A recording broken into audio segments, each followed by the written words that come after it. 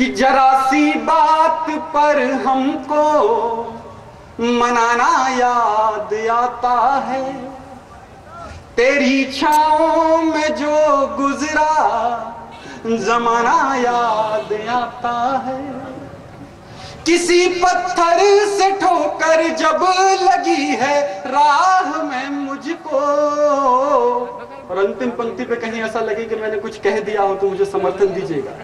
किसी पत्थर से ठोकर जब लगी है राह में मुझको, ओ मेरी माँ तेरा उंगली थमाना याद आता है, ओ मेरी माँ तेरा उंगली थमाना याद आता है। और तमाम संस्कारों की बात हुई साहब, मैं दिल्ली गया IIT यूनिवर्सिटी में कवि सम्मेलन करने।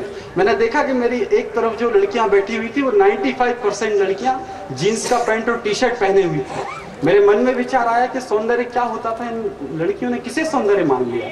तब दो पंक्तियां उनके सौंदर्य के लिए, दो पंक्तियां सच्चे सौंदर्य के लिए पढ़ता हूं। अगर होशंगाबाद में संस्कारी लोग इस कवि सम्मेलन को सुनने आए हो तो मेरी पंक्तियों को समर्थन दीजिएगा। मैं पंक्तियां पढ़ता हूं, दो पंक्तियां उनके सौंदर्य के लिए और दो पंक्तियां सच्चे सौंदर्य के लिए। दादा कि पैंट नीचे हो गए हैं, शर्ट ऊंची हो गई है, हाल कैसा हो गया है फैशन की मारी का।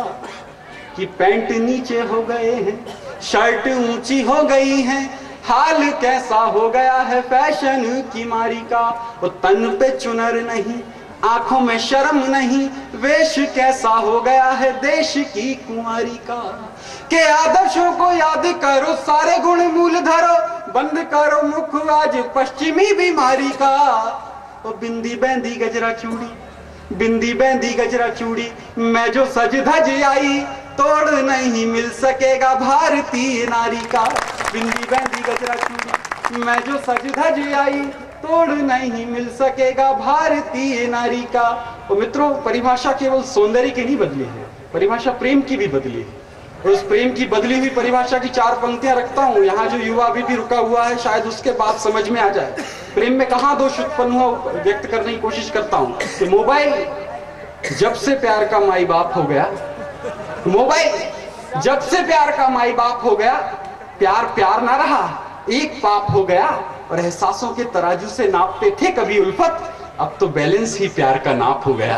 मोबाइल जब से प्यार का माई बाप हो गया। अच्छा, ये मोबाइल का दुष्प्रभाव दादा इतना आदमी की जिंदगी पे पड़ा भी। ये खिचड़ी जी बैठे हुए थे जहां हम लोग रुके हुए थे, वहां पे ये बैठे हुए थे, तो एक लड़की निकली नीचे से, तो पीछे से एक लड़के ने सीटी मारी और छिप गया।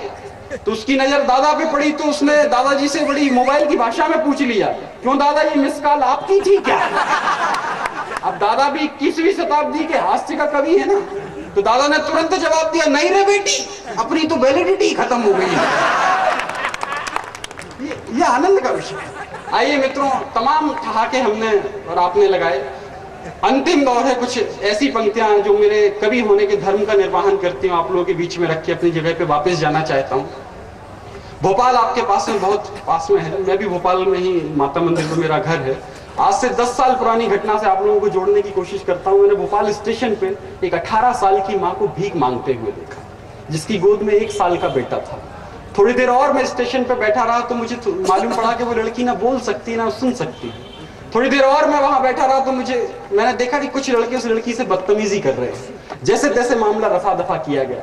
एक कवि होने के नाते मेरे मन में विचार आया कि अगर वो गूंगी लड़की उन लड़कों से कुछ कह सकती होती तो क्या कहती। इस पुरुष प्रधान समाज में जहां सारे पुरुष बैठे, 2-4 महिलाओं को छोड़ दिए जाए, अगर उस महिला के मन की बात मैंने पढ़ी हो उस समय, आज से 10 साल पहले जब मैं कविता लिखना सीख रहा था, हालांकि आज भी सीख रहा हूं, लेकिन उस समय मेरे मन में अचानक से वो पंक्तियां आई कि अगर वो गूंगी लड़की कुछ बोल सकती होती तो क्या कहती। मैंने उसके मौन को स्वर देने की कोशिश की। अगर 4 पंक्तियां रखता हूं, आपके पास तक कहीं पहुंचे, आपके आसपास कहीं छुए मेरी पंक्तियां, तो मुझे समर्थन दीजिएगा।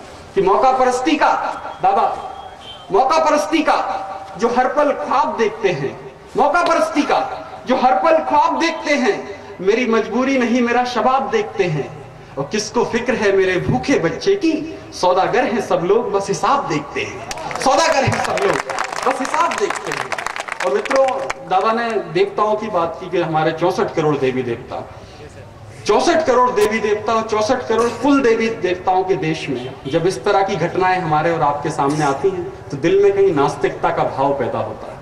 नास्तिकता परमपिता परमात्मा के अस्तित्व के प्रति नहीं, हमारी खोखली मान्यताओं के प्रति।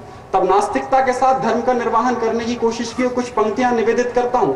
भूमिका में स्वामी विवेकानंद की केवल एक बात बताता हूं आपको। स्वामी विवेकानंद ने कहीं लिखा कि आदमी का धार्मिक होना जरूरी नहीं, आदमी का नैतिक होना जरूरी है।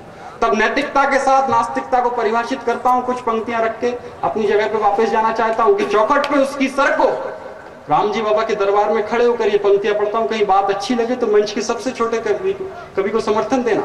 कि चौखट पे उसकी सर को झुकाया कभी नहीं, चौखट पे उसकी सर को झुकाया कभी नहीं, पर दिल किसी गरीब का दुखाया कभी नहीं, पर दिल किसी गरीब का दुखाया कभी नहीं।